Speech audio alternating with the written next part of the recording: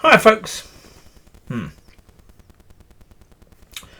been listening to a few sermons from the Community Church of God and from the River Church. And it's...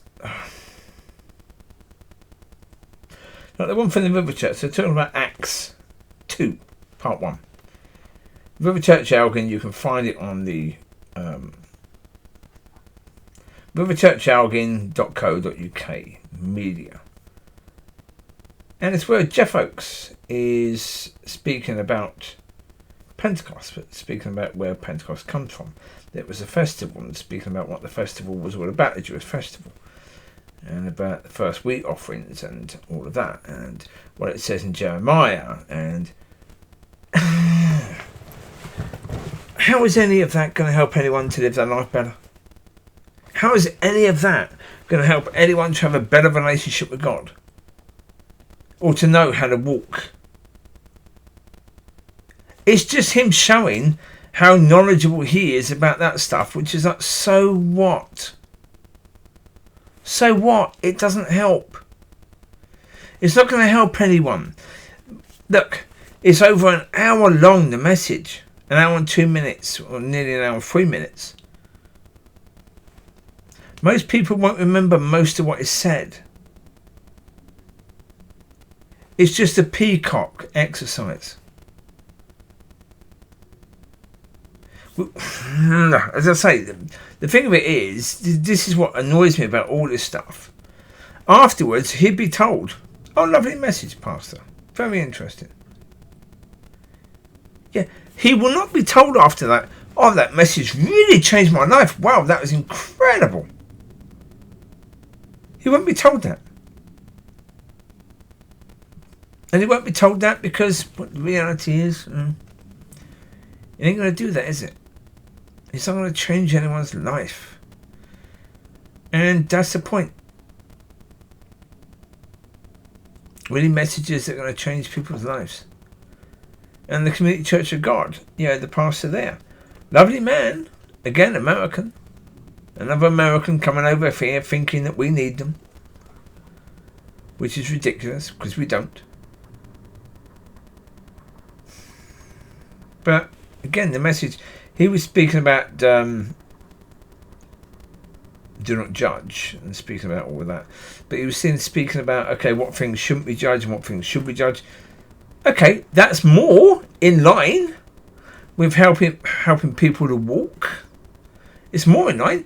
But again, too long a message. Way too long. And going into detail that people just didn't need. And it's a message I've heard, that same message. And I imagine that same message, more or less word for word, has been preached well over 2,000 times. Not by him, but by various other people. Because it's a typical message you'll have on that. From a churchy pastor. It's what you get. And it's like, people need life. They need fire. They need God. They need pastors who are going to stand there and give what God has given. Yeah, this Jeff Oakes one, it's too clever. He's studied it. He's written it all down. He's done all the preparation, making sure it flows right and doing all that. It's man-made.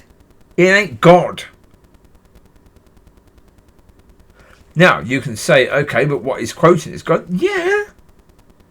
But the presentation of it, the way, that's man. That's not God. We need to hear God. Now, again, I'm picking on these churches. Well, I've got to focus on the ones that I know. I can't focus on ones that I don't know. I can't be looking up churches that I don't know. I can only be looking up churches that I do know. So therefore, again, it might sound unfair because I'm talking about those churches. But the reality is, this is why I say we don't need people coming in from other countries at all. Again, the whole idea of Manuel, the Spanish pastor at the Community Church of God, he joined there in 2012. and was there until around about 2022, 10 years. And that church wasn't praying. It's a Pentecostal church. They weren't praying for people. He had no idea about teaching people how to walk. He wanted to be the one in charge of everything. He wanted that church to be completely about him. Now again, sorry, maybe he didn't want it, but he made it. It was made that way, whether by him or by others. If it's by others, he allowed it to be made that way, which he shouldn't. If it's by him, he made it that way, and they shouldn't have let him. You know? I'm pretty sure that Spain is in need of pastors. I'm pretty sure that if Manuel is a great pastor, yeah, if he's someone who is a great Pentecostal spiritual father, teaching people, and a great teacher, I'm pretty sure Spain is in need of people. Why the heck is he teaching in Scotland? Again, it's this arrogance. Go. Look, I've got no problem. If you are a country, like for example, you had that situation going back over the years, where because you had the Baptist Church starting off, or all the movement starting off in the UK, in London and other areas around the UK, you had the Pentecostal movement starting off in the UK, I think. I'm not sure where it started, but it was pretty big in the UK. If they're sending people to Africa, people that know this different way of, that God is talking now, then got it. They're bringing something new. I got it. Although I'm not saying necessarily that, because again, once you've actually brought that to a country, leave it to the people you brought it to spread it around that country. You don't have to keep on sending people. Let them do it. Their job. Right? They're now qualified to do that. They know as much as you did when you first went out there, so let them do it. Yeah. There is a lot of arrogance about that. To say we're sending our pastors to the lesser nations, to the lesser people. No, go away. Go away. And again, if what you're bringing is just, aren't I clever, look at me, peacock. It's like, no, we don't need that. That's not good for him. It's not good for Jeff Oakes to be a peacock. I say that honestly, I think Jeff Oakes is a nice man. He's a big, gentle man. So for that point, I wish him well, and I don't wish bad against him. I hope he gets himself right with God. But all the while he's doing that, he won't. He won't. It won't happen. Yeah, it is what it is. As I say, we are sort of we're helping people to shoot themselves in the foot, and then people are wondering why their feet are bleeding all the time because they keep shooting themselves in the blinking foot. Not helpful. But yeah, again, for me, it's I'm sitting here with an understanding of knowing, yes, okay, if you can give people bite size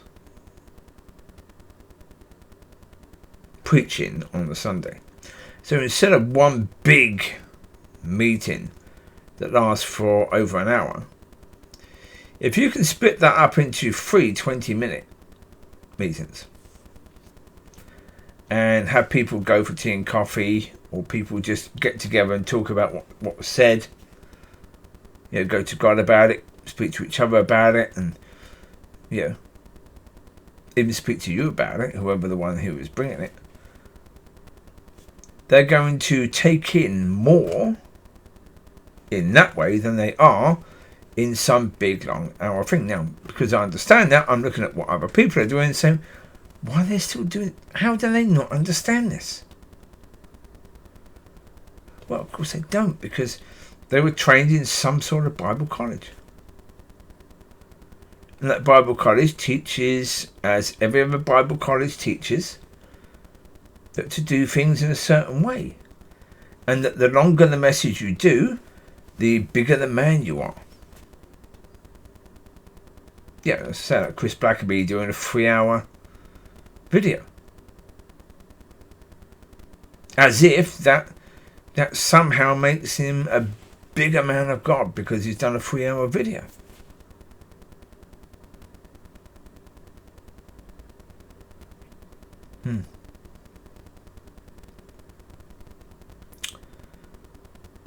Yeah. There's that, and I say at that point of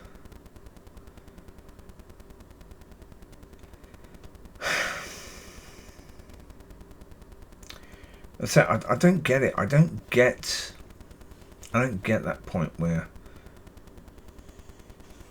yeah, where people think that doing things according to the world is a good way to do it.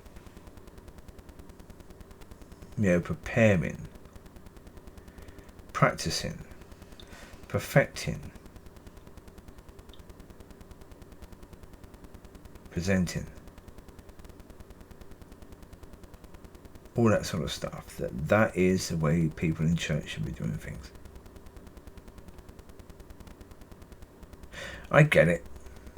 And I do get it.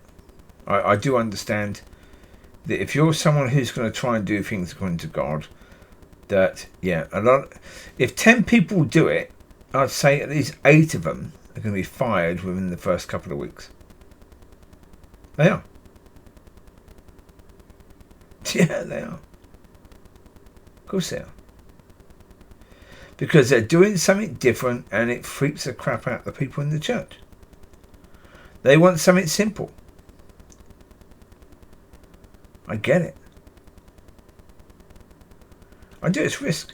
And I say, especially if you have ministers who are local, it's not such a big issue. But if you have ministers who come from overseas, whether that's from Spain or America, well then obviously, yeah, they can't afford to be fired.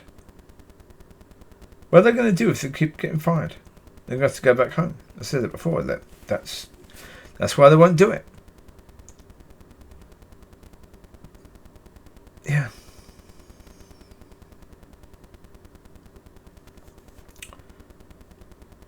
Yeah. But that's why it's very much a case of don't take a job in ministry unless God is really, really pushing you to do so. I was speaking to a man today at the tea and coffee thing who is, I don't know if he's a pastor of a house group, but house church, but he's involved at least. And he was saying they're looking for another premises because their group is getting a bit too big for a house.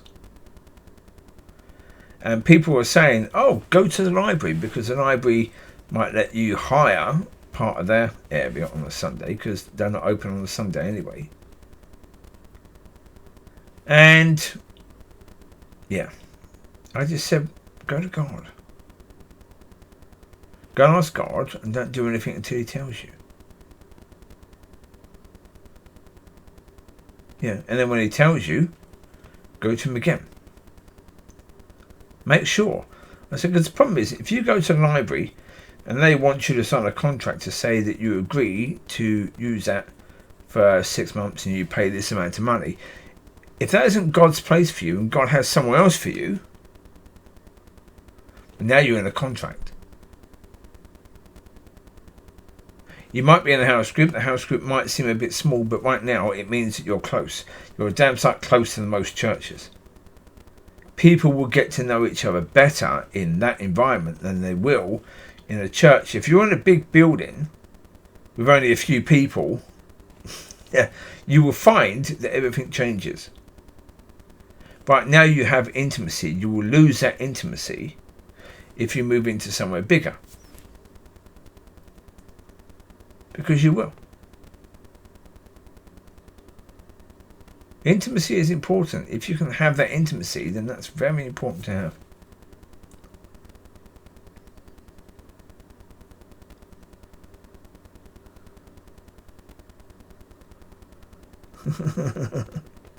Anyway, no, I'll leave you to it.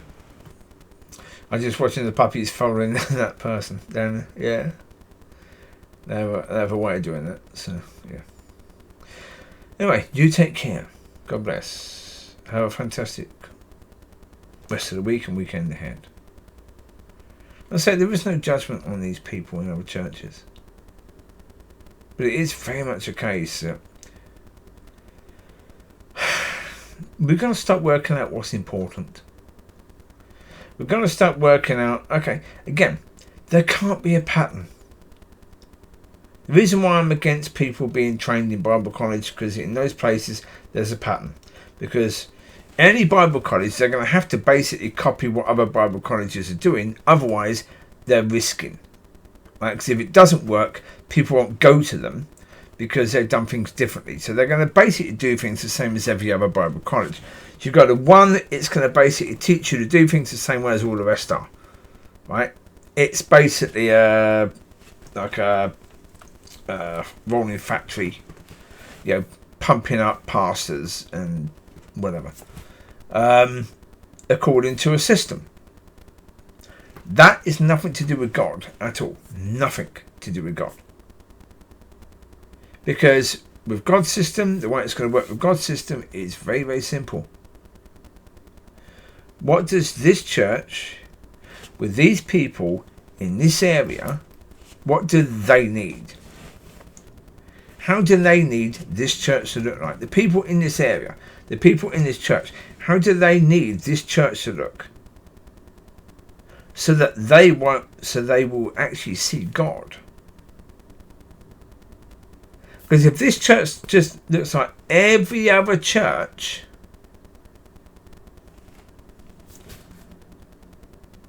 and it's designed like every other church, then in most areas it won't appeal. Because the church isn't being made for the people in the area or for the people in the church. It's being made to look like every other church. And that is pointless. I've got no idea what that puppy's eating. No idea at all. Something. Yeah. Anyway, there you go. You take care. God bless. I'll speak to you soon. Be a blessing. Be blessed. Bye bye.